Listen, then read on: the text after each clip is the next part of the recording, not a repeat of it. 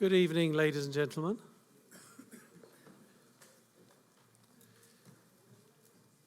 You are all very welcome to UNSW. I understand that the last 2 days and tomorrow are an extravaganza of discussions, debate, information about unconventional gas opportunities. It sounds to me as if the meeting over the last 2 days in central Sydney has been a great success. It's wonderful to welcome you here to this public forum, and I understand that the discussions and debates continue tomorrow, and I wish you luck with that. You're all very welcome to UNSW. In welcoming you, I would like to acknowledge my respects to the Bejigal people, the traditional custodians of this land, and to pay my respects to elders past and present. My first task was to welcome you, and I hope that this will be a really enjoyable forum. I have 3 other tasks. The second is to welcome members of ATSE, the Australian Academy of Technological Sciences, the peak national body for science and engineering, and representatives of other organisations who will take part in this forum, along with the distinguished panel. The third thing that I'd like to do is to welcome this public forum in the context of something that, as part of our 2015 to 2025 strategy at UNSW, we are launching Forum at UNSW, which will be UNSW's attempt to be a national and international leader in discussion, debate and policy formulation on the grand challenges that face our society. And energy, and in that context, unconventional gas, certainly is in that category. So with that in mind, I welcome you to this forum. My understanding is that it brings together all sides on the gas debate to discuss issues around unconventional gas with an emphasis on shoal and coal seam gas. It covers issues from economic development, technology, social impact, groundwater, environmental impact, and many, many other issues that this raises. And we're proud at UNSW to have a vast array of research going on across all of these areas, assessing the impacts of coal seam gas development and improving gas production methods. My fourth task, and a great pleasure, is to welcome Dr. Alan Finkel. Alan is best known to me as the Chancellor of one of Australia's great universities, Monash University, and I have admired the skillful way he's led that university and stewarded the university forward. But there's a lot more that Alan does. I'm also aware of his work founding and launching Cosmos magazine in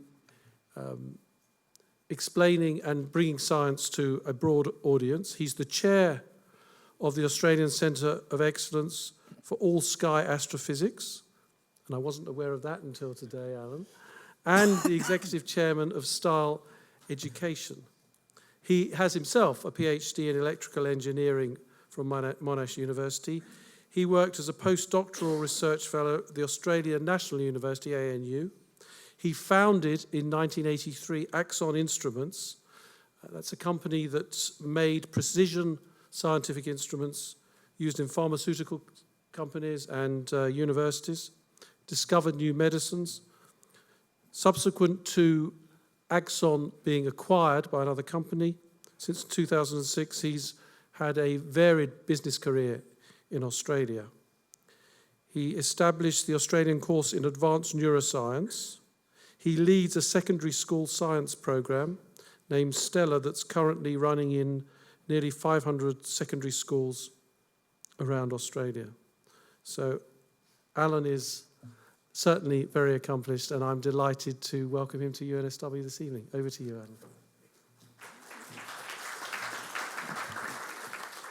Ian, thank you so much for the introduction, and ladies and gentlemen, welcome to this public discussion about unconventional gas. I'm delighted that it's here at the University of New South Wales, a forum that's being presented by the University of New South Wales, the Grattan Institute, and the Australian Academy of Technology and Engineering. The Vice-Chancellor of University of New South Wales is correct. I'm Chancellor of what some people would see as a competing university, but we're in different states, and so we're very friendly, and I'm admiring of the achievements of the University of New South Wales and the wonderful work that you, Ian, have done in the short time that you've been here.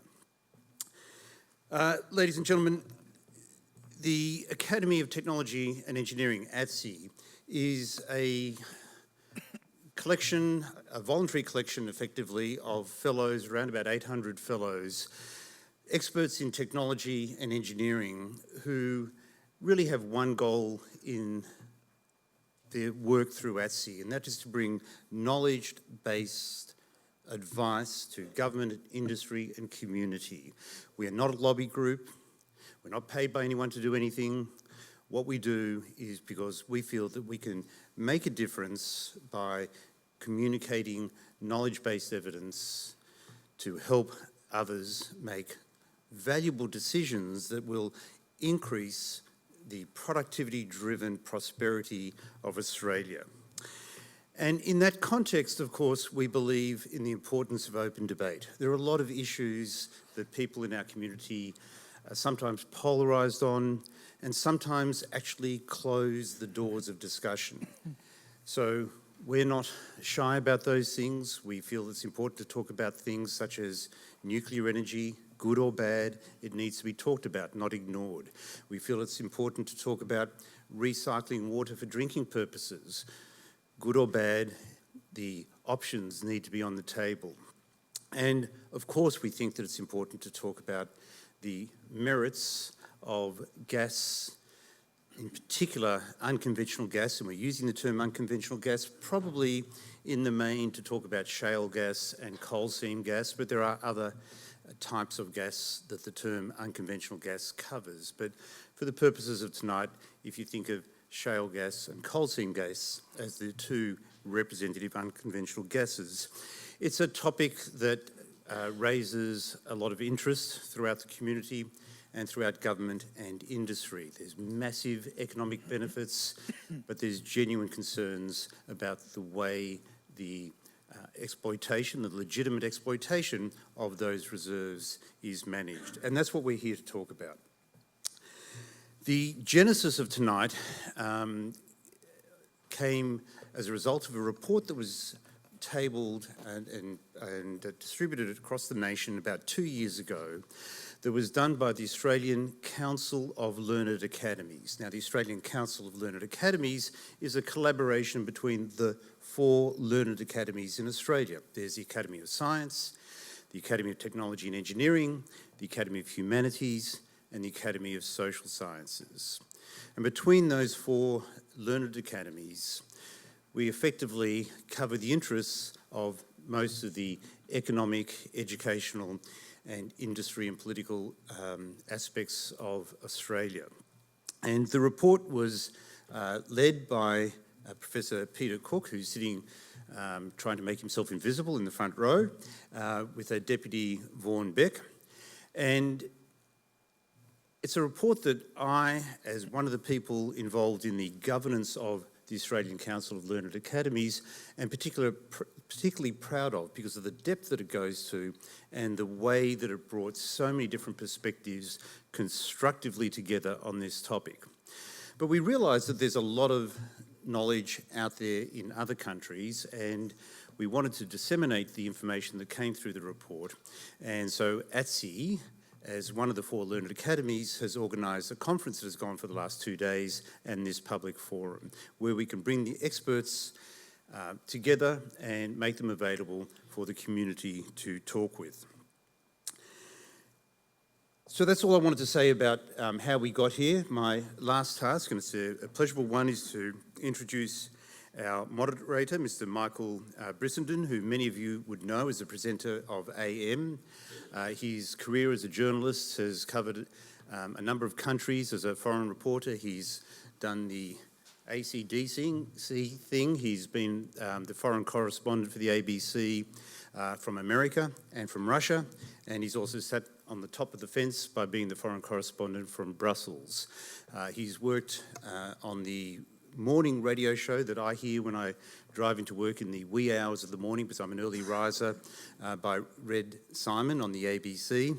But now he's the presenter of the very, very important, in-depth current affairs program called AM on ABC Radio. So without further ado, it's my pleasure to introduce Mr. Michael Bressenden. Thanks. Well, welcome everyone to this public forum. It's my job basically to facilitate a discussion here among our distinguished panel. Oh, I've actually got one of those. And then we'll open it up for public questions as well, questions from the audience after a little while. One of my most recent postings was to the US, and one of the stories that I did there was a half-hour documentary on unconventional gas extraction in the United States, and it was a fascinating experience for me because it really is a transformative process. It's certainly transformed the energy landscape in the US, but it is also a very contentious process, as we all know. And what happened in the US when I was there is now really starting to happen here, and that is an enormous amount of public concern, but also some great opportunities for investment and mining and all the rest of it. But essentially, it's a collision between community and industry, essentially, and it's one that we haven't really seen before, simply because the process allows it to get so bang up so close to communities. Anyway, we will talk all about all of that, but firstly, I'll just get the panellists to introduce themselves as we go down, and just give us a brief description of your expertise. Yes, I'm Bill Fisher from the University of Texas at Austin, where I've been for more than 50 years. My principal area of interest and research has been in oil and gas, and I'm sometimes called a petroleum geologist in the first instance. I've been particularly interested through the years in the role of technology in resource elasticity, that is, how resources actually expand. And as a function of technology, and then following that on through the whole conventional era, where we went into very, very deep waters, into hostile areas of environments to recover oil and gas, and then to watch the advent of horizontal drilling and multi-stage fracking, in which the whole brand new resource has been opened up. And that's been important. You invariably move, if you're in the area of oil and gas, to consideration of water, because we handle lots and lots of water in conventional oil. More water is handled than oil, and sometimes by an order of magnitude. And of course, the use of water is very substantial obviously in hydrologic fracking. And so that nexus of water energy is a critical one in my mind. Okay.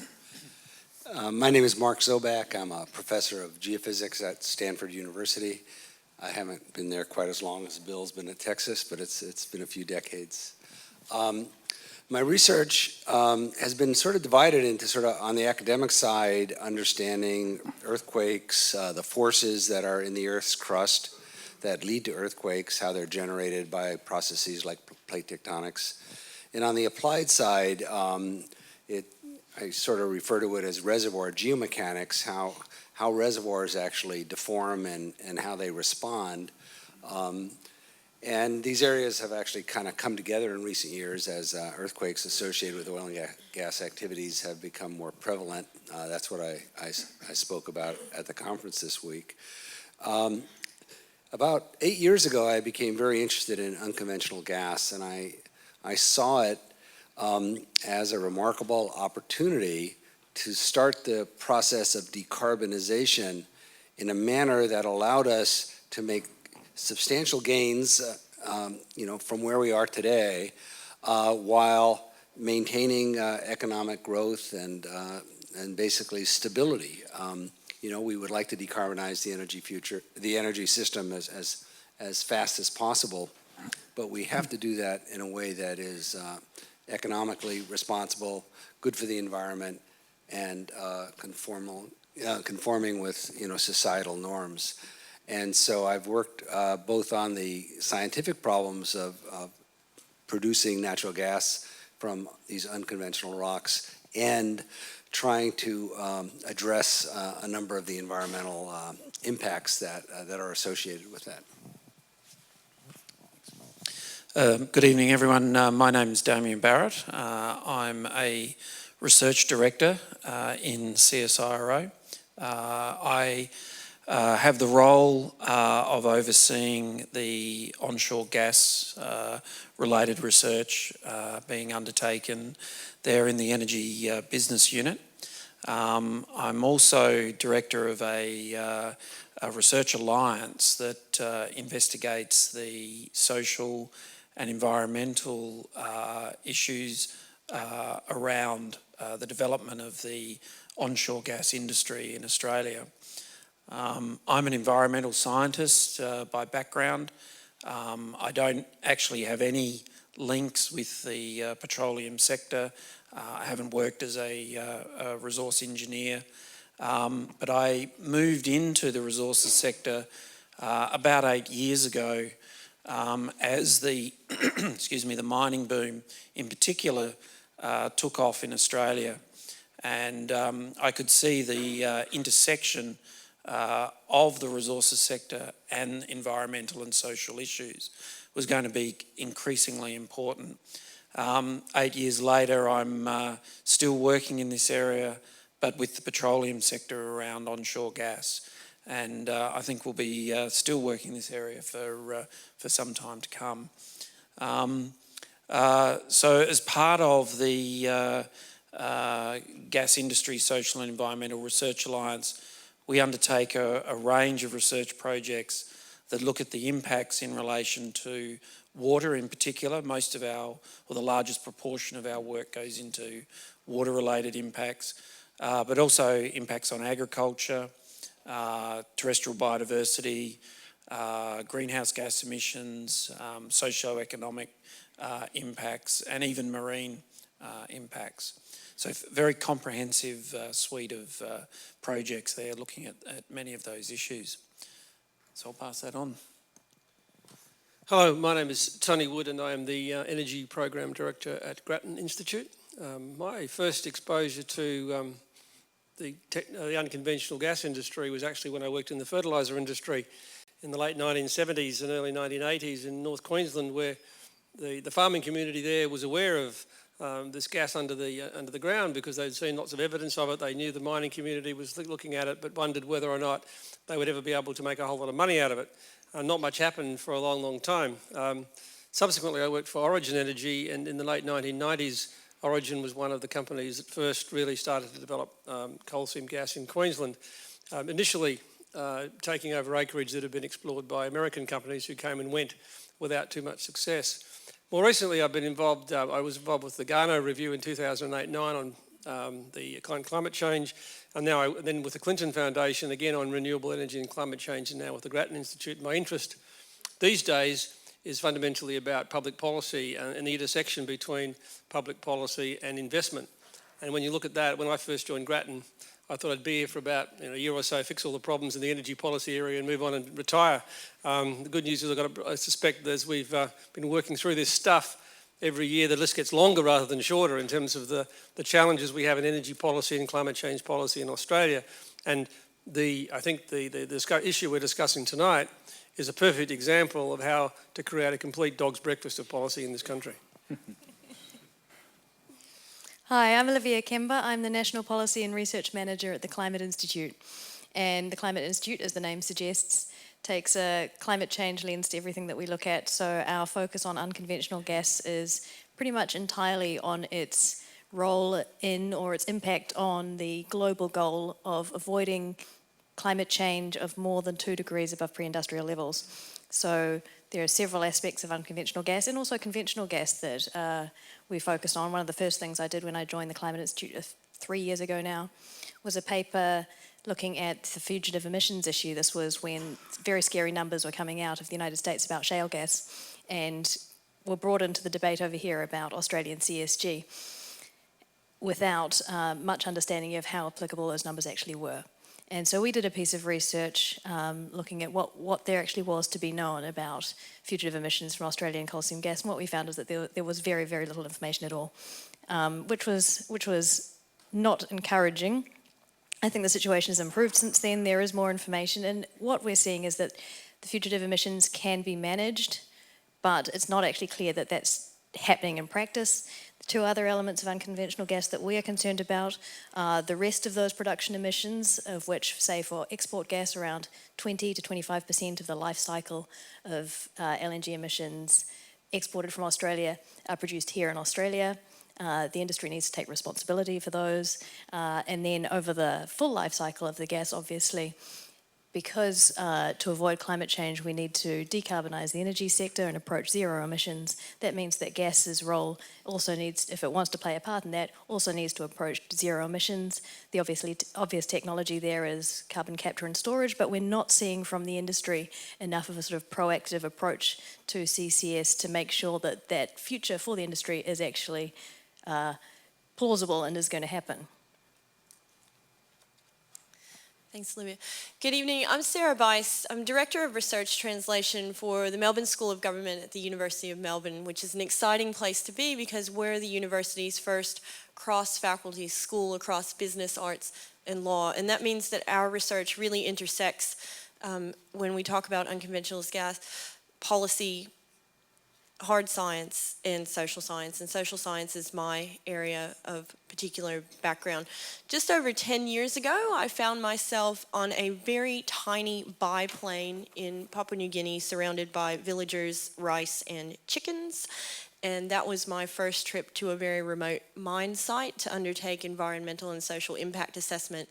And ever since then, that has been my primary area of work. I'm also co-chair of corporate stewardship and risk management for the International Association for Impact Assessment. Currently, I'm working with some colleagues at the School of Government on an ARC-funded project looking at the social license to operate around the unconventional gas industry in Australia. And I suppose for the benefit of those of you who were not at the conference for the past 2 days, what we've been exposed to and what we've been discussing has very much been that there is a lot of world-leading, really robust and excellent scientific data around unconventional gas. At the same time, there remain many, many questions and a great deal of community concern and community mistrust. And so from the social science perspective, one of the key issues and one of the things that I've really taken away is that our publics are intelligent, they are informed, they are interested, and there is great work to be done around ensuring that community concerns beyond scientific data are valued and taken seriously and are entered into the conversation. It seems we only have one microphone, so I might just... You got one there too? Okay, so I might put one down there and one over here, and you can sort of share it amongst yourselves. This idea of community concern, that seems to be the big thing that always comes up with any of this unconventional gas exploration. And I noticed even in a state like Texas, which is incredibly friendly to the oil and gas industry generally, there is significant opposition in Texas to fracking and all of the things that go along with gas in communities.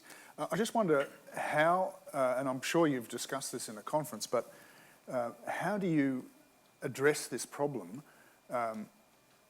Clearly, there are a lot of people who've already made up their mind about this. There's not a lot of, even with all of the information, as you say, there's a lot of information around. Communities are going to remain concerned, and here we see in Australia as well a difference of attitude in Queensland and New South Wales, for instance, and you've got some very powerful people in New South Wales opposed to this issue, including Alan Jones, and remarkably. So I just wonder if we can kick it off by just saying, how do you overcome this? What do you do when people have simply made up their mind? Well, you mentioned Texas, so I'll start with that. That's a challenging question that you ask, and it's one we've wrestled with in this conference, and I suppose we will continue to do so. The particular instance where the community concern primarily in Texas was as the hydrofracking eased onto the metropolitan areas and suburbs of Dallas-Fort Worth. That's right, I mean, they're fracking opposite the Dallas airport. If you're in South Texas or if you're in the Permian Basin and in West Texas, it's a non-issue, relatively speaking. But at the same time, within those communities up yonder, the University of Texas at Arlington drills under their own campus right in the middle of the Dallas-Fort Worth airport, one of the largest ones in the world, frack underneath the roof. So these things happen in the park. I think, finally, our best way of communicating is to get as good a science as we can, get and try to move within the technical community to some sort of consensus. We start out usually arguing both sides of things, and eventually we will convene around a central point. As that happens, and if that process is fairly transparent, then I think the confidence begins to build up. I can give some specific examples in the U.S. experience, but we can do that perhaps a little bit later on. Anyone wants to jump in? Well, excuse me, for me as a scientist and working for the National Science Agency, it's summed up in a word: quality. We're in a situation now with modern communications that we're drowning in data. Data is everywhere. We can Google any aspect of the unconventional gas process chain and get a torrent of data download. For those who are interested and who are looking at this topic, particularly from the perspective of those who are living within the gas exploration and development regions, look at the quality of the data that's coming down. And from that, the information that's gleaned and the knowledge that's gleaned from that, if it's coming from a trusted source, if it's high quality, then it has veracity. In this debate, like so many other debates that we see, the information space that the debate is being held in is occupied by selective use of information, selective use of data, and in some cases, outright incorrect statements being made to support particular positions. So if you run the quality filter over all of the information that you're getting, then the decision that you will come to will be a lot better than if you just simply take at first hand what is being delivered. I guess the point is it's not really working, is it? Because you've got communities in New South Wales, for instance, who have made up their minds. You've got I wouldn't say that communities in New South Wales have made up their minds. The situation in New South Wales at the moment is similar to what we had in southern central Queensland in, say, 2008, 2009. Back at that time, there were protests happening within the gas development region. Protesters were chaining themselves to drilling rigs in the Tara region. There wasn't the social licence to operate. And as Ray Brown, the Mayor of the Western Downs region, says, at that time, 10% of the community he found were absolutely for the gas industry to develop. 10% of the industry were absolutely against the development of the industry. And the remaining 80% in between just wanted more quality information. I guess the other thing that's raised, and you raised it, Olivia, is that when we talk about conventional gas and its impact on our whole climate policy and where we're going in terms of energy policy, I mean, is it true that this is going to be one of those, a bridge to future non-carbon development? And is it going to work? Is it going to do what people say it's going to do? That's the big question. I'm going to nick a title of one of Tony's, one of the Grattan Institute's events, which was, I think, gas, is it the problem or is it the solution? We don't know yet, but it's basically the industry has to decide whether it's going to be a part of the solution. And I think the policy-making community also needs to figure out how to ensure that that actually happens. But at the moment, what we've tended to see is a focus on how gas is better than coal in terms of greenhouse gas emissions, but not that second step, which is how do you make gas emissions go well down better than coal to approaching zero. I think, Michael, we've got an interesting confluence of nasty problems which have resulted in a pretty, almost flammable risk here in terms of, I hesitate to use that in relation to gas, but in terms of policy. We've had three things that come together. One is the issue that we've been mostly talking about so far, and that is this issue of the technical issues associated with gas as a resource, as an important source of revenue for Australia, as a creator of jobs in regionalists, all that sort of stuff. And then the other side of that particular argument is the potential risk, if there is one, to environmental and agriculture and so on. The second issue, which has emerged contemporaneously with this, is the pricing question, because as a result of the very gas we've been talking about opening up the export markets to the world has opened up the Australian market, resulted in a major increase in gas prices domestically, resulted in an incredibly strong shit fight, that's an economic term by the way, shit fight in relation to gas prices in this country. And then the third issue is climate change, also emerging at the same time, and it takes no genius to identify that we don't have a climate change policy in this country at the moment. We have pieces of what might be called things that would move us in the right direction, and they could be constructed to be a policy, but we don't have one. So in that mess, we've got a really interesting challenge, because it comes back to, well, if you want to fix this, the worst place to start will be from where we are. That's where we are. So I think the industry and government, particularly state governments in this space, have been particularly culpable in certain cases. I think, you know, I certainly learned from one of my experiences with Origin, and one of my colleagues who's here tonight, Andrew Stipe, had the same experience with a wind farm in South Australia. There are certain places you don't build wind farms because people generally don't want to see them on their horizon if they're there for holiday, you know, on the weekend. But farmers who want to make some money don't mind them much at all. Similar issue here. So, you know, there's places you don't do this. And that's what the industry got wrong to some extent. And then you obviously, from the government perspective, governments need to step up and say, well, look, here are the issues here. Because you can't surely have in this country a situation in which we have, yes, coal seam gas to develop in Queensland and maybe South Australia. We'll have a mixed arrangement in New South Wales, and we'll have a moratorium or a permanent ban on not just unconventional gas, but conventional gas in Victoria. That is literally a recipe for a complete mess. So I think governments have to find a way of coming together on that. And then you might start with a real experience of real projects with good regulation to demonstrate that you can actually do this safely and environmentally responsibly. We may get, we may get a coherent climate policy fairly soon, you might think. But I mean, this is, as you say, it's a state, it's a state-by-state sort of dilemma that you've got here. What, if anything, can the federal government do to actually bring it all together?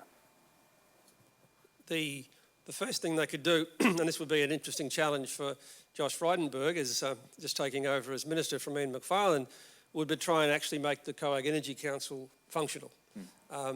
What you have is a series of federal governments and state governments who not only in many cases have a conflict of interest because they own assets, they've got parochial issues, and they respond to the sort of issue we're talking about here. It would be, surely it wouldn't be that difficult to bring together all the various technical work that's been done in this area, all the environmental concerns that have been done, have a single body put together a national regulatory framework. It isn't that difficult. We've done it in other industries, and that's what we should be doing. And that's where I think some form of leadership from the federal government would be to do that, rather than, and to some extent I'd be critical of Ian Macfarlane here to say, well, I'll just blame the state governments for not doing it right. Well, you know, we should be able to bring them together. That's the role of the federal government, for heaven's sake, is to bring the federal government, the state and territory governments together around these sorts of issues. And Sarah, to go back to the community engagement sort of question we were talking about, how do you bring communities along to this? I mean, particularly when, as you say, you know, their gas bills have suddenly gone up, but they've got a gas well, you know, down the road. And they're watching all the gas go overseas. And yeah. Look, you're a tremendous journalist. I want to take you back to the previous question because I think there was a bit of a kink in it. The question was, you know, how are we going to tell communities? And I think part of the issue is, and Damian, I totally agree with what you're saying, we have got to have an independent, honest, trusted broker of quality information so that when the community does access information, they know what they're getting. So that's key. But beyond that, we often say, what are we going to tell the community? And I think we need that, there's a presumption there that we are going to somehow persuade the community. We're going to give them all this quality science and we're going to then persuade them to our position. And what I would be saying is, from a community's perspective, what we really need to do is to step back from this persuasion position to one of open dialogue, and to one which presents the quality data, but which also values the cultural concerns, the amenity concerns, the community value concerns. It's fascinating that a couple of weeks ago, the Newcastle Local Council passed a new, it's been billed as a divestment policy, but it's really a socially responsible investment policy. And there's been all kinds of discussion about, what does this mean? How is Newcastle as a coal community changing? So we've got to engage with community values and step back, I think, a little bit from the persuasion and into dialogue. And Mark, are there lessons to be learned from the US? Because a lot of mistakes were made in the US in this regard, weren't they? Well, a lot of mistakes were made, and you know, industry will do the right thing when they're forced to, and that's not a way to build public confidence. And that attitude, which characterized the initial years of the natural gas revolution, I think damaged industry and their credibility quite a bit. But that attitude has changed enormously, and for the better. And we've drilled well over 100,000 wells. There's on the order of 2 million hydraulic fractures. There are states that have basically banned it, haven't Only New York has banned it, okay. and the neighboring state of Pennsylvania is got a robust regulatory system, a robust natural gas industry that's serving the state quite well, and the people in New York are more than happy to use Pennsylvania's natural gas. It's a varied landscape, but you know, the issues that have arisen are issues which are associated with large-scale industrial processes, and you know, every large-scale industrial process has issues, and you have to disaggregate them, you have to understand them, and then you have to address them. The problem in natural gas is that we're trying to do that process in an area in which we've lost trust and confidence of the people involved. You know, one thing I do when I talk to students, and one thing I do when I talk to the public, is I always try to start with the big picture, because it's easy to focus on your local issues, and you know, we can demean it as NIMBYism, but you know, I don't want a whole bunch of trucks driving right back and forth in front of my house. I don't want a bunch of strangers, you know, in the bars and restaurants, and I don't want to see the crime rate go up, and prostitution and gambling and bar fights and all the things that kind of accompany a boom and bust resource development. But the big issue is that we're engaged in one of the most difficult societal changes that we've ever been faced with. We have to decarbonize the energy system, say over the first half of the 21st century here. You know, we've got to decarbonize the energy system while doubling the scale of the energy system to meet the growing needs of energy around the world. So it's not just a matter of switching from dirty fuel to clean fuel. We've got to do that while doubling the size of the system. A lot of the activity in the US is in oil too, isn't it? Yeah. Well, that's sort of another story. But to bring it back to gas, so for those of us who are strong advocates for natural gas and finding where the problems are and addressing those problems, such as methane leakage. Methane leakage is a real issue. In fact, most of the methane leakage is in the distribution system and has nothing to do with the wells, but nonetheless, if it's leaking into the atmosphere, it's bad, and it's not having the benefit. Switching from coal to natural gas is not having the benefit for climate that it could have. But you know, it's seeing the role of natural gas among all of the different things we have to do to accomplish this energy transition. And there was a bit of an argument today that was sort of like this. You know, you told us you're switching from coal to natural gas because it's going to solve the greenhouse gas problem, but now we hear it's more complicated than that. Well, I don't know why the person who said this thought that anyone would claim that switching from coal to natural gas was going to solve the greenhouse gas problem. We've got to do a lot.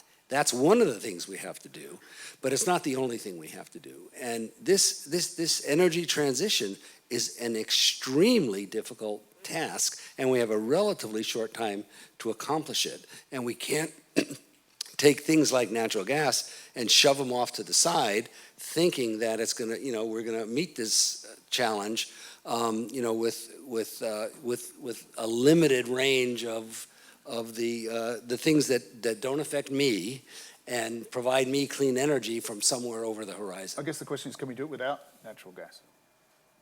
Well, it's not an easy thing to do. And, if you look at some of the scenarios on how we are going to produce more energy but not produce more CO2, you need big solutions, renewables, efficiency. You need, a lot of people would argue you need a new nuclear program. And, it's a sort of an all of the above strategy. And you can argue all of the above is not a strategy, but the scale of the problem is so huge. And natural gas can go an awful long way when you look at how much CO2, pollutants, particulates, mercury, burning coal is putting into the environment. So I think there are many, many benefits.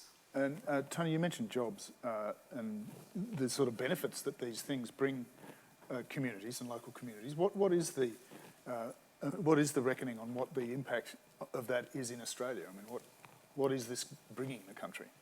I think there's two levels of this, I think, Michael. One was some work that was done by Manufacturing Australia in terms of... I don't know, is your mic on there? I don't know. What the impact... No. Okay? Yeah. Can you hear that out there? Yep. Negative impact of manufacturing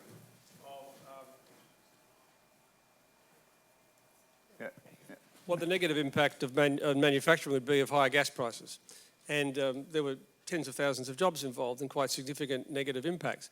On the other side of it was the positive impact created by the export of natural gas and the impact on Australia's earnings. And for example, in Gladstone, there were some tens of thousands of jobs created during the construction phase. Now that goes obviously now going into its production phase, and that's going to fall away. So the net result of all that was that the net economic benefit to Australia was positive by having exports.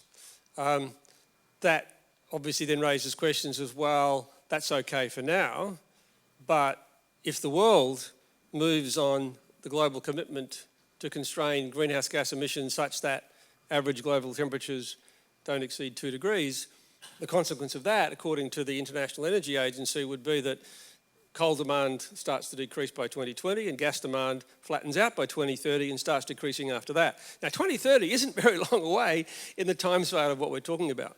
So, as has already been said, this is a rapid transition. It's very challenging, and yet it has to be done if we're serious about climate change. And that's why you start to see people saying, well, that window of opportunity that was being thought about for gas may be closing and may be closing quite rapidly. Michael Roche from the Queensland Resource Council recently said there is no future for coal and gas without carbon capture and storage. The problem is that the industry and governments are not embracing that technology. It's still very expensive until something's done to drive down the costs. No one's doing very much about it. And so unless that happens pretty damn quickly, that would also mean the possibility of coal having a role in the future and gas even just as much having a future as this fuel of transition may very well close off. And then we're left with some of the even more interesting challenges of nuclear, large-scale renewables with some form of storage and so forth. And maybe gas might be left to a role to meet short-term peak demand in which it would be very expensive. And how much is national and international policy pushing this? Because, you know, we are seeing now obviously a big push to have targets set and markets changed by legislation. I know in the US, obviously, the whole sort of environment energy environment has changed in a legislative sense as well. So I just wonder if that, if that is having a big impact on how this industry is developing. Well, I think one thing I'd like to point out here is to kind of revisit for a moment here the trajectory of energy use going back to the beginning of the industrial age. 170 years ago, our principal source of energy was trees, wood. That was almost 100% of everything we used. That by 100 years ago, coal was the king coal, okay, was in terms of percent of that mix was the highest. That began to decline, hit its peak 100 years ago as oil came along and the internal combustion engine came and with that oil. And oil actually peaked as a percent of that energy mix 25 to 30 years ago. And then we've come in here now with an ascendancy of natural gas. Now, why has that transition take place? What that marks is a trend from very high carbon, low hydrogen fuels, in the case of wood or coal, into natural gas, which is a high hydrogen, low carbon. So the decarbonization has been going on for a long period of time. That trajectory, I think, is very important. And the reason it has moved in that direction is not because we love hydrogen and we hate carbon, maybe we do now, but we haven't in the past. It's because it's a more efficient energy source. Is it a perfect energy source? I don't know. Maybe hydrogen is that one of these days. Maybe whatever. I don't know what is the perfect energy source in 50 or 60 years from now. But that trajectory that leads us into a hydrogen, a methane economy, maybe later to a hydrogen economy, is a very, very critical one in the transition to wherever we go out here. Now, we may have to accelerate that, I think, as Mark is pointing out, but you sure don't, you would not suspend with that, with natural gas. I don't see that as that would be counter to long-term straight line trends. Is that how the Climate Council would see it? Sorry, the Climate Institute? Sorry, the Climate Institute. Is that how you I would don't know see how the it? Climate Council would see it. I think the concern for us is that although the trajectory towards decarbonisation is a long one, it's clearly not happening at the speed that it needs to have. And in terms of what national and international, sort of national policies and international trends perhaps are driving towards, in terms of, I think where your question was originally pushing towards carbon capture and storage, it's not really there. So we're seeing policies that support renewable energy because they're popular and they're easy. We're seeing carbon prices that are generally too weak to encourage the deployment of CCS that you'd need because carbon prices are unpopular and hard. And so CCS is really this technology that's sort of fallen into the gap in between those two things. There are sort of isolated projects where progress is being made, and there are some policies in some countries. So Canada has got the first coal-fired power station with a CCS unit attached because they had a regulatory policy that required that to happen, as well as significant funding support, as well as an economic incentive in the terms of enhanced oil recovery to make the whole thing work. But that combination of policies and drivers that you need is not in place for gas to transition towards zero carbon, and it really needs to be. Okay, well, look, at this stage, if there's any questions from the audience, we might open the discussion up. There are some microphones here. Just if you've got a question, you would come down and address your question to the microphone, if you could.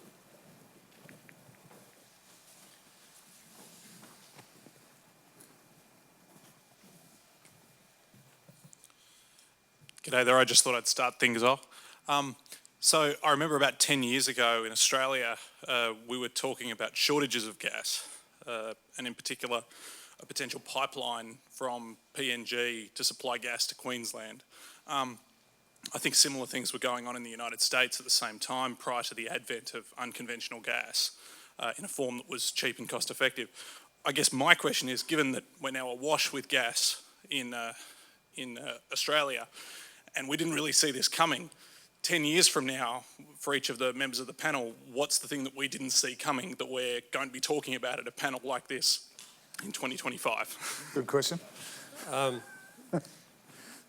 I'll tell you in 10 years' time. I mean, and that's a fundamental issue, I think, for me in relation to public policy, because investors will invest in renewable, solar, wind, nuclear, coal, gas, whatever, and they'll do that on a view they take about the future profitability of that investment.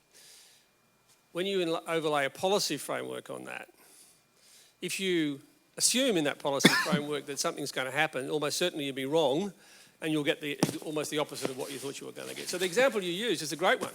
What happened was the Queensland government, its enthusiasm to get gas in from PNG, introduced in Queensland a policy to subsidise the use of gas for power generation.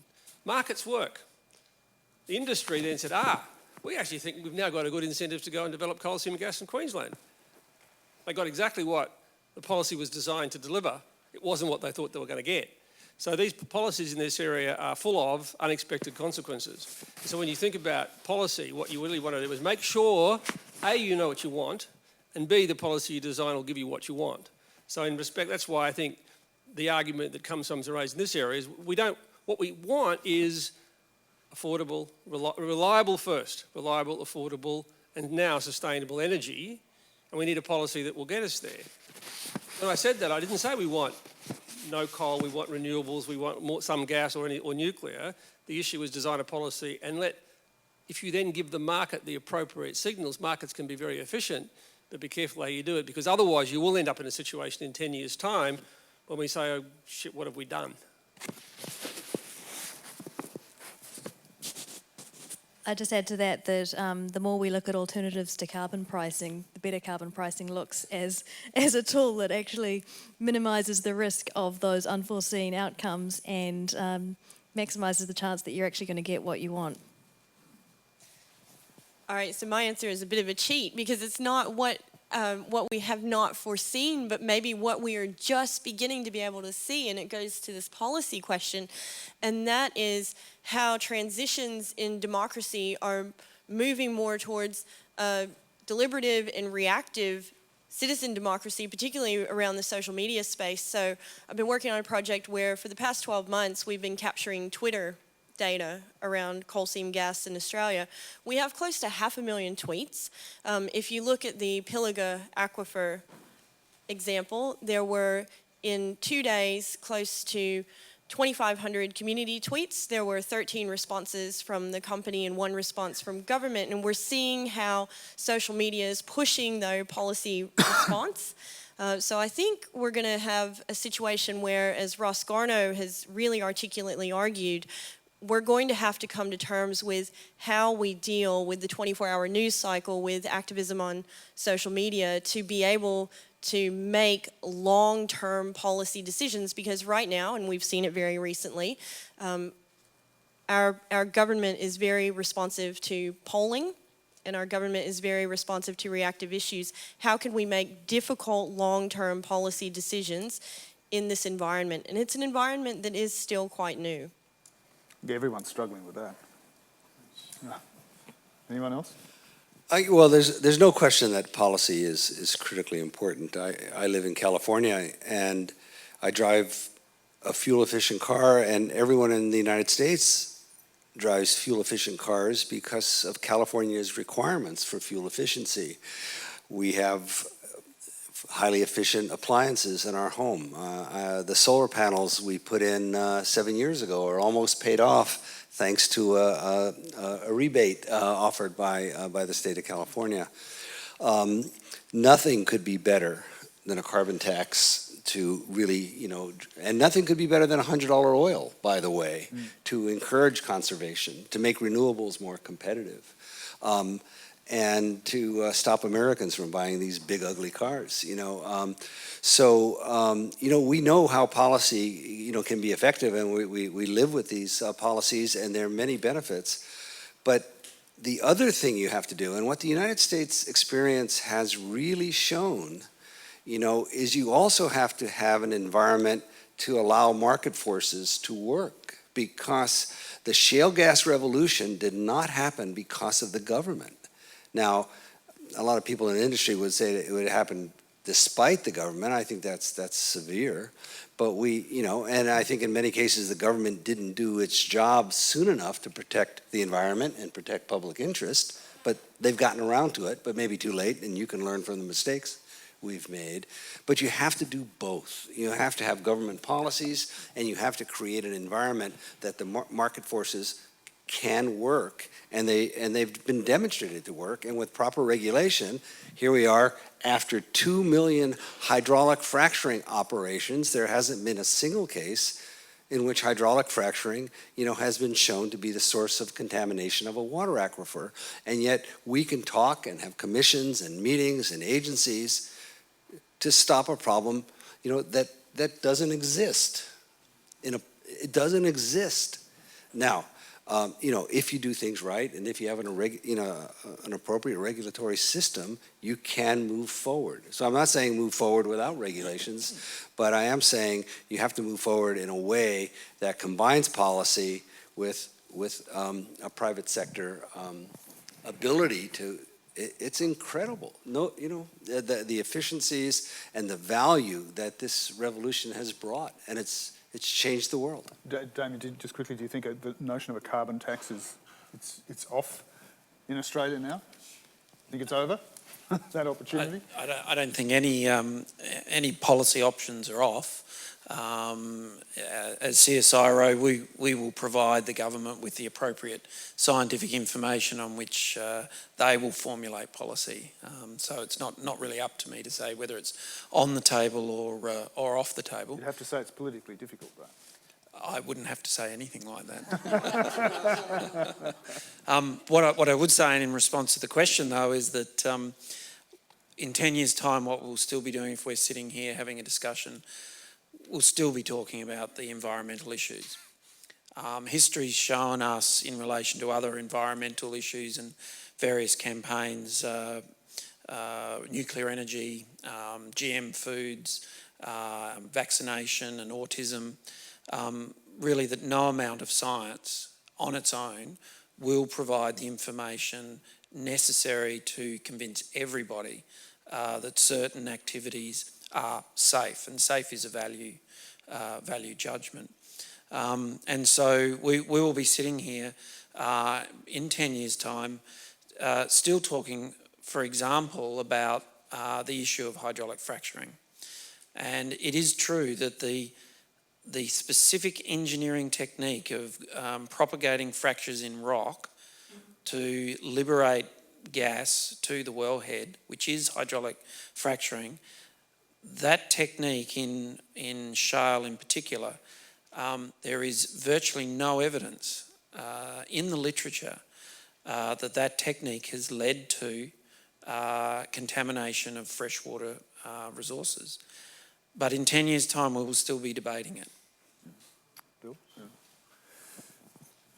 But there has been substantial evolution in that whole process of groundwater contamination. And one of the biggest concerns when we went into large-scale fracking, say 7, 8, 10 years ago, and the most highly debated thing at the time was the possibility of chemicals that were toxic, and the high pressure at which they were injected would propagate and bring those toxic chemicals and frac fluids to the aquifers.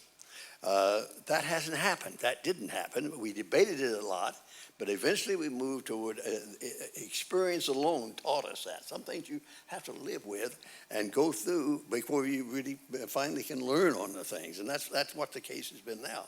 And now this is shown in the U.S. by our own Environmental Protection Agency with a report this year, by the U.S. Geological Survey, which has responsibility for monitoring groundwater, by the Groundwater Protection Council, which is all the regulatory groundwater protection units within the states, have all concluded and supported this very point that there has not been a single example of those fluids coming up. Even the same thing for these fluids being handled at the surface.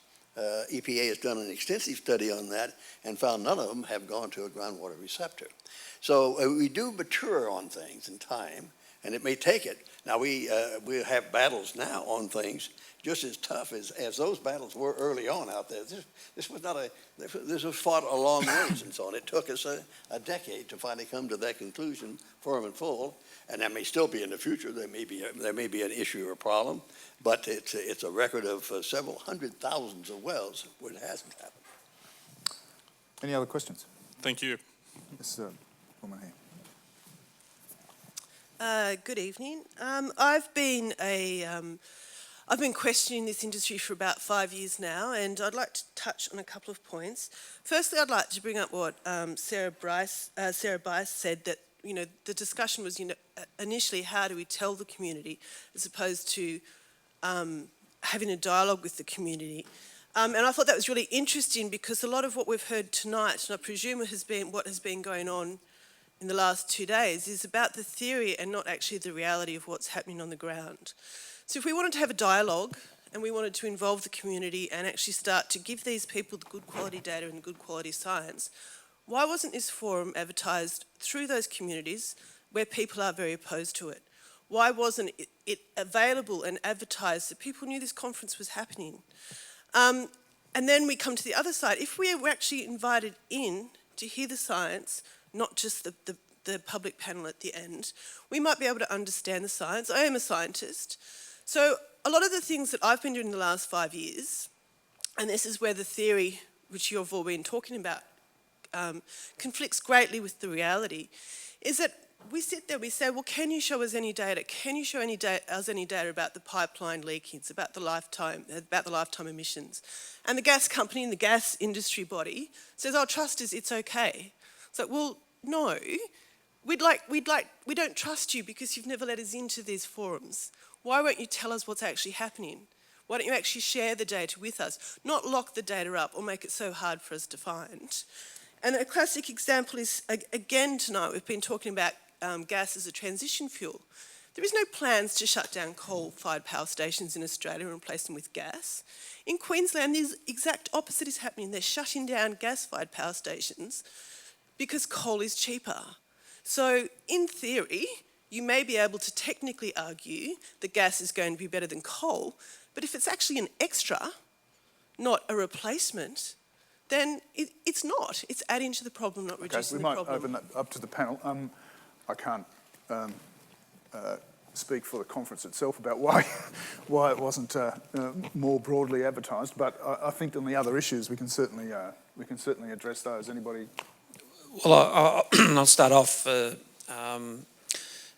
relation to CSIRO and its position, and CSIRO takes its role as trusted advisor and providing independent information very, very seriously.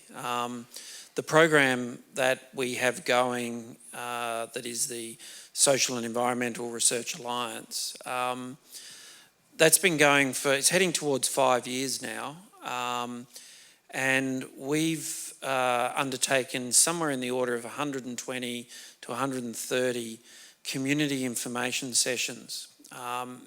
Most of these sessions, of course, occur in gas exploration and development regions, and they occur all around Australia.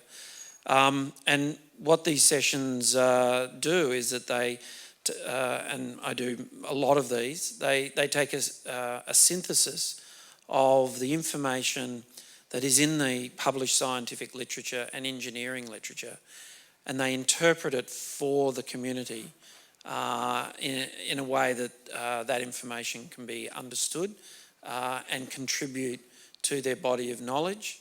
That knowledge is empowerment, and then, of course, they can make up their own minds about the development of the gas industry in their particular region.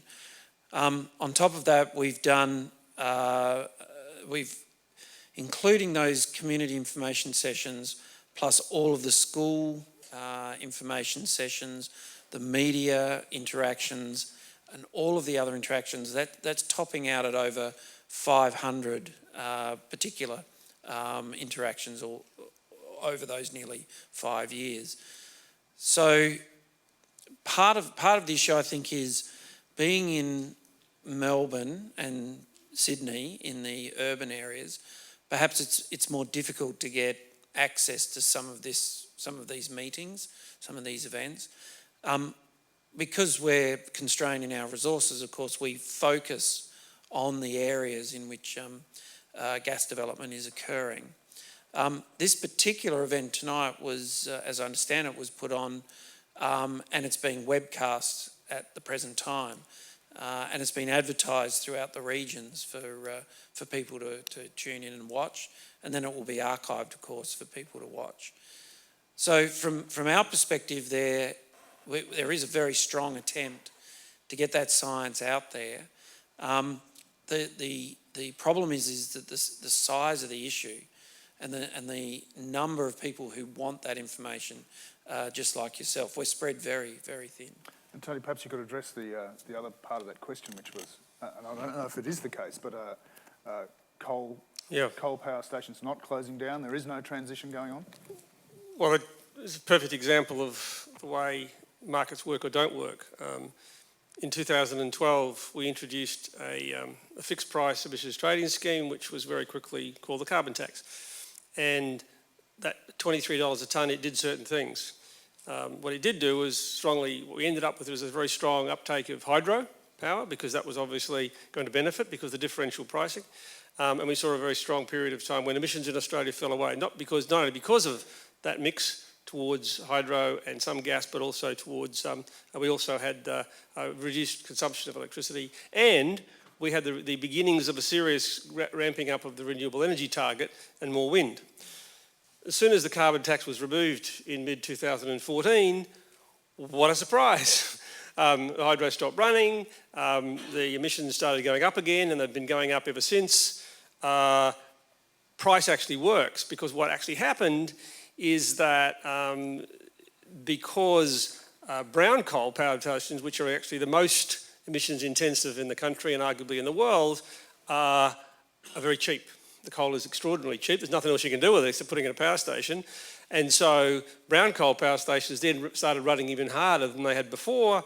And it was black coal that actually got knocked out mostly because gas was very expensive because of the problem we mentioned before about gas prices.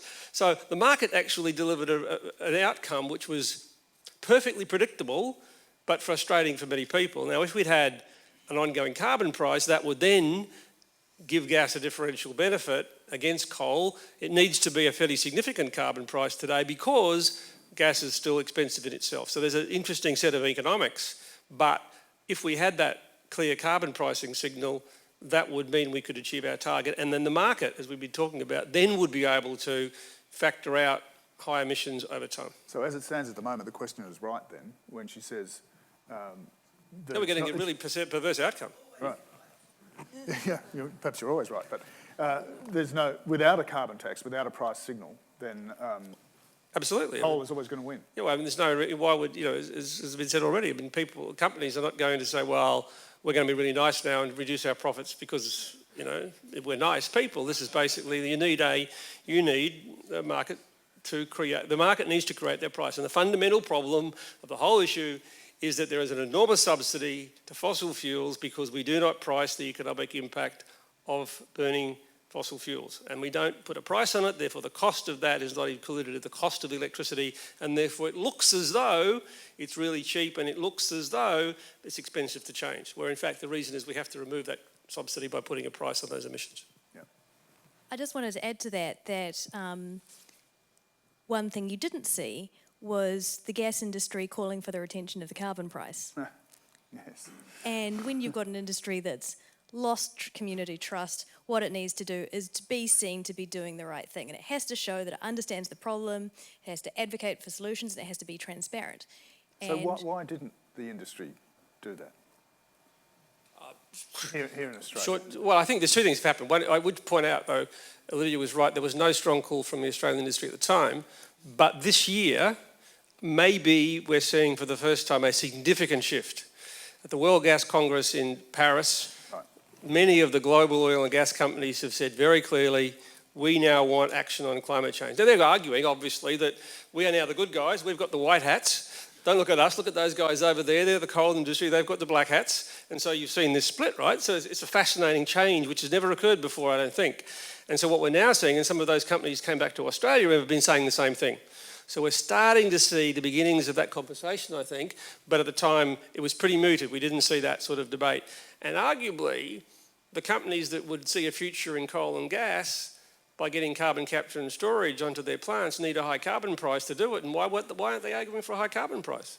It seems a bit self-defeating in the long term, but in the short term, it's bottom line defeating, so that's the challenge.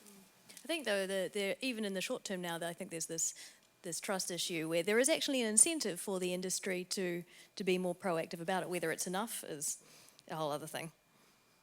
Which, I mean, when you think about it, the opposition to carbon taxes and carbon pricing and stuff comes from, in the US and here, comes from the right in the political spectrum, who are naturally, you would imagine, the supporters of these sorts of industries. I'm just wondering why the other argument has so much weight and power in the political in the political debate. Well, I'll give a short answer, and I think Bill has more insight than I do, but I can tell you that on my campus, people who would, former Secretary of State George Shultz, a leader of the Republican Party, is a very strong proponent of a carbon tax, and at a recent symposium, Rex Tillerson, the CEO of ExxonMobil, said, bring it on. We know how to pay tax. And if you want to drive change, carbon tax is okay with us. They haven't convinced much of Congress, though. No, they haven't, and that's one company and one attitude, and what he was really doing is saying, give us a carbon tax, don't give us cap and trade, because of the complexity, the ability to game the system, the unanticipated outcomes, but a carbon tax is something easy to implement and could clearly have beneficial results, and so. It's changing, but you're right about Congress, and you're right about a large fraction of that community. They just, they won't have any discussion of anything that involves tax, and that's really too bad. I think Mark's made the point quite right, but a lot of the industry that would support a carbon tax are really not in the business of producing coal, okay? They're producing mostly natural gas or other things that would be impacted some by carbon tax, but much less than their competitors were in coal. So that's an edge and advantage, and that's a real reason for it. There are situations, I mean, in the U.S. at the present time, we are in fact shutting down coal plants. We are substituting natural gas for coal, and that's been a fairly significant thing for a very simple reason. It has simply wound up that natural gas is cheaper than coal, and that's a market force and a very real one, and that may not be sustainable over a long period of time. I don't know. And that too has significant impacts. But the global trend on coal has been going. The only really anomaly in coal has been China. And that's a very unique thing. But my God, they tripled coal production over yonder in the last decade, and that stands out as they are peaking on coal, and they're going to bring it down. They'll have to. They can't even breathe the air anymore. Seriously, I mean, it's pretty tough. It's a tough issue, and so coal will begin to moderate over there in time, because the drive is for a cleaner fuel. And we were driving for cleaner fuels long before we were concerned about CO2 in the atmosphere, really. And so that fundamental trend toward decarbonization is there because it's a more efficient energy source, and that is the biggest driver in the end, I think. Another question? I've got one. Oh, sorry, one over there from... Can you hear me on this one? So this is coming in from people that are watching the panel via the webcast. And we've been talking a lot about coal versus natural gas. But this question is asking the panel to comment on some modelling that's been done, and they've even given a Nature paper reference, that suggests that the development of natural gas is having a negative impact on the development of renewables, and hence limiting the greenhouse gas benefit. I don't know if people would like to comment on that. Who wants to take that one? If you depending on how costs and policy-imposed costs play out, that's exactly what's likely to happen. So if you look at the cost of gas in the United States, the cost of gas went very high because there was an issue to do with the resources. It was running out. And there were actually plans to export gas from Australia to the United States not that long ago. Markets and technology worked. Gas became available in large volumes. Price collapsed. Price went very low. Shift towards gas from coal, great for energy. But at the same time, gas became very competitive against renewables. And that's one of the reasons why you ended up with what became a, not surprising or maybe obvious, but unexpected alliance between people who opposed gas. So those who thought, oh, well, look, we're happy to have gas as part of our team while we're reducing emissions, that's fine. Oh, wait a second, you can't come and take away our share of that, go away. So you ended up with a very strange dynamic, right? So then a lot of the people who were in favour of renewable energy joined the other environmentalists who were concerned about the other issues we've been discussing in gas, and people like Alan Jones to form a very strong coalition against gas. And it's real. I mean, the issue is that if gas is really cheap, and it's, you know, relatively, compared to coal, lower emissions, under certain arrangements, it will be cheaper than renewables, and depending on the policies in place, it will win against renewables. The risk, of course, is if we build a whole lot of gas infrastructure on the back of that, we end up potentially with a nasty problem in terms of stranded assets down the track, and we say, oh my God, why did we do that 10 years ago? That's one of the issues that could come out of an unexpected consequence. Anyone else? I have a question about the quality of data and the openness of companies to provide data to communities. So I come from the Macarthur region, and there's currently coal seam gas wells in operation in Macarthur, near Camden and East Spring Farm.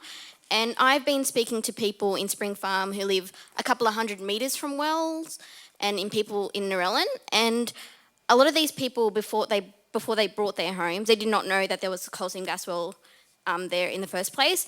And I've approached the company with some of these people they've asked the company with certain questions, so such as emission data and the direction of the drilling or the direction of the fracking that's been happening. And the company has refused to give any of the residents the direction of the drilling.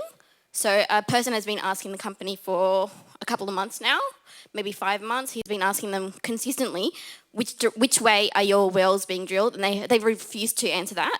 And the company AGL also, for 10 years consecutively, did not do any air monitoring at all over some certain wells in the area, and they got slapped on the wrist with a very, very small fine. So my question is, how does a community get this data that there's clearly lack of? How do they, make the companies feel more obliged to give them that data? What can they do in that situation where there's no data? Sarah? Okay, this is a really important question. Thank you for asking it. I cannot speak directly to this particular case, but one of the issues that we see generally in the area I work in social impact assessment is that regulation might require a social impact assessment, but it won't necessarily require the open access or publication of the impact assessment results. And in that particular work, for me, there's a real irony and a problem there, because you're meant to be in social impact assessment predicting and working with the community to determine potential risks and benefits, and then working through how you're going to deal with those. So already there's an irony there. What we need to think about is, and it goes back to CSIRO, it goes to the universities, how can we get organizations which are independent, trusted brokers to be able to produce the research? Because one of our issues is, I'm speaking from an extraordinarily privileged position, but research costs money. And right now the government doesn't have a lot of money for research, and we find ourselves in this conundrum because sometimes industry has money, but if you take money from industry, then your research isn't trusted. So where do you go? So we find ourselves in a bit of a vicious cycle as well. What can we do? We are looking towards, certainly at the School of Government and through the Melbourne Energy Institute, we're very interested in open data. I myself currently have a funding grant application in which if we get funding, we will be producing a website which would map all of the regulation against unconventional gas in Australia to allow communities, corporates, whomever to access that and be able to see what regulation applies and how might that be used for whatever means you need to use it for. The Melbourne Energy Institute is also now starting some really great initiatives in Victoria around citizen science. And if people haven't seen it yet, Nobel Prize winner Peter Doherty just released a book called The Knowledge Wars, and he talks exactly about this issue, and I think you might find it very helpful. But he's a big proponent of citizen science, and by that I mean science where you, the community members, have access to instrumentation, and you're empowered to collect the data and to monitor and to see what's happening and to actually be a part of the process. And I think that's part of the answer here. Well, if I understood the young lady's question right, that seemed to me entirely a matter of regulation in my state, and I think through most of the U.S. You don't just simply drill a well. You get a permit to drill a well, and you have to say the depth and the orientation of that well. That's on file with the regulatory agency within those states. So the data may not be as easily accessible as it might be, but it is public domain data. And maybe we can do work more to make that data online and make it easier to come about, and that is probably happening. But you cannot do it without permit. So there is the regulatory agency, and I suspect that's true here. I don't know, but you do permit wells, don't you? Yes. Individual wells. Just add to that in relation, excuse me, to the work that CSIRO is doing in this space. We've got a number of research projects underway at the moment looking at emissions of various sources in different parts of Australia. We don't have any work at the moment in the particular area that you're talking about, and of course I can't comment on what the company's doing and your interactions with the company because I don't know that particular case. But in the Surat Basin we have a major piece of work going on at the moment where we've tailored different techniques to the particular situation on the ground there. These are mobile survey techniques, they're airborne remote sensing, utilisation of satellite data, and taking measurements of concentration of hydrocarbons in the atmosphere, and then using what are called inverse modelling techniques to locate the sources of emissions of methane through that region. Now, in that particular region, there's a whole range of natural sources of methane to the atmosphere, as well as the gas production fields. There is releases of methane naturally along fault lines and seepage pathways. And so this particular piece of work is going to be able to isolate and separate out the background emissions of methane from that is occurring due to the industry operation there.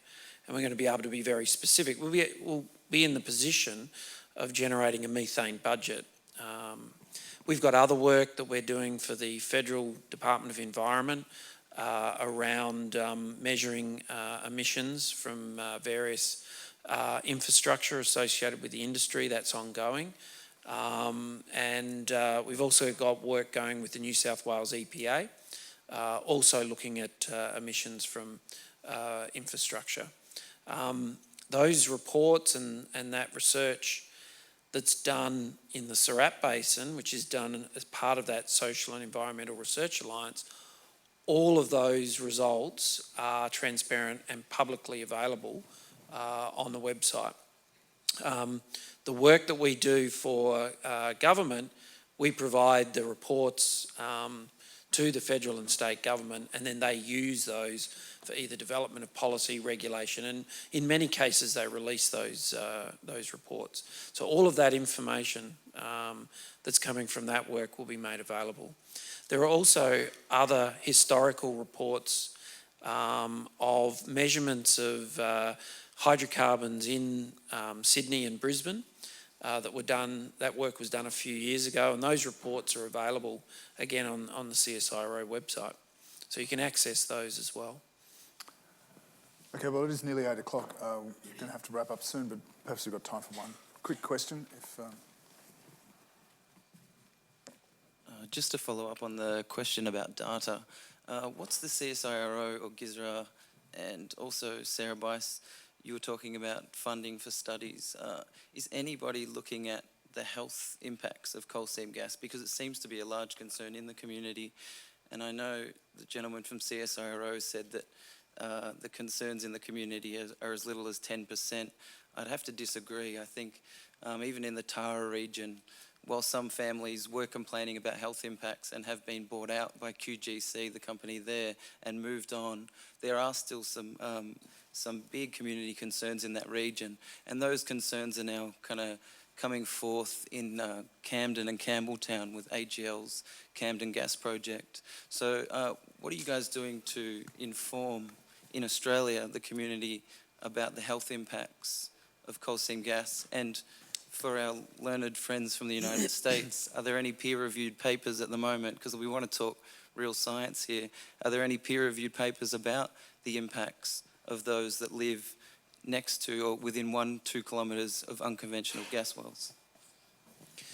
In relation to CSIRO, firstly, I guess the 10% comment that I made, that was a comment that Ray Brown, who's the mayor of the Western Downs, made as part of his experience within the region. The 10% who didn't want the gas development, the 10% who did, they were at the opposite ends of the spectrum.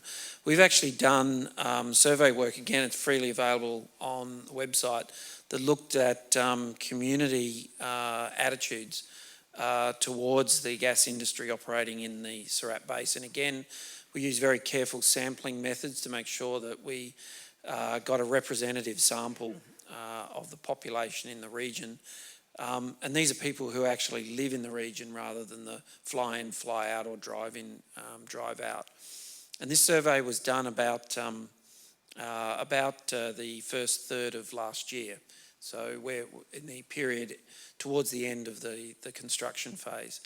And broadly, those results show that around about 8% of the community throughout that region outright reject the operation of the industry in the Surat Basin.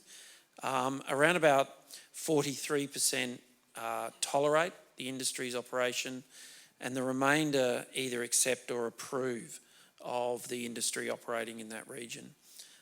So that's the snapshot that was done, nearly about 12 months ago. We're following that up with another survey in around about February, March next year to see how those attitudes have changed as we move into the operations phase. In relation to health, we don't do any health work as such in CSIRO, because CSIRO doesn't do health-related research in particular. We do nutrition-related research. The NHMRC really is the funding agency that and through universities that would do that work. But I acknowledge it is an area that needs absolutely more focus. We need more information. In relation to the Tara area in Queensland, the Queensland government generated a report, and broadly the conclusions of that report, as far as I recall, was that the incidences of various afflictions that were being recorded were no greater than the general population. So there was no real evidence that they could find of an impact, a health impact in that region. That Queensland Department of Health report is available on the web to read. The U.S. National Academy of Science carried out a workshop on this issue, and they've published a report based on that workshop. So that is also available on the web. I think the principal findings is that there was no clear evidence of health-related correlations between oil and gas development activities and some of the purported cancer clusters or low birth weight babies and so on. But it was an area that really needed a lot more study to be definitive. So while there's no clear correlations yet, it doesn't mean there aren't clear correlations, and it's clearly an area that deserves a lot more attention. Okay, on that note, I think we'll close the discussion. Fascinating discussion as it has been. Thanks very much to all of our panellists for taking part. Thanks for everybody for coming, and thank you to the University of New South Wales for giving us the space and facilitating this terrific debate. I hope you've all had an entertaining evening. We certainly have. Thank you.